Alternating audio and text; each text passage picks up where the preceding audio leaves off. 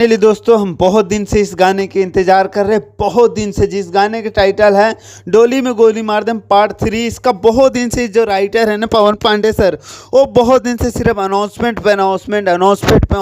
करी जा रहे हैं, लेकिन अभी तक गाना ला नहीं रहे हैं। लेकिन फाइनली उन्होंने बोल दिया है कि जैसी खेसारी लाल के जो मैटर है, ग्लोबल म्यूजिक से जो मैटर है वो ख़त्म होगा, वो गाना आ जाएगा। इस गाने में सबसे बड़ी बात है, इस गाने गाएंगे खेसारी लाल यादव और प्रियंका सिंह मैम, क्योंकि खेसारी लाल यादव और प्रियंका सिंह मैम के सैड सॉन्ग में जो पकड़ है ना इन दोनों की, वो बहुत ज़बरदस्त पकड़ है। पवन पांडे देखते हैं पहला पार्ट और दूसरा पार्ट तो बहुत ज़बरदस्त और अपने आप में दोनों पार्ट तबाही लेवल के है। देखते हैं तीसरा पार्ट किस लेवल का होता है।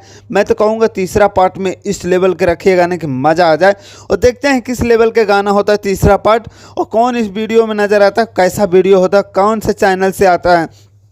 सारे गामा से आ जाता तो मज़ा ही आ जाता, क्योंकि सारे गामा से बहुत दिन से खेसारी लाल के गाने नहीं आ रहे हैं।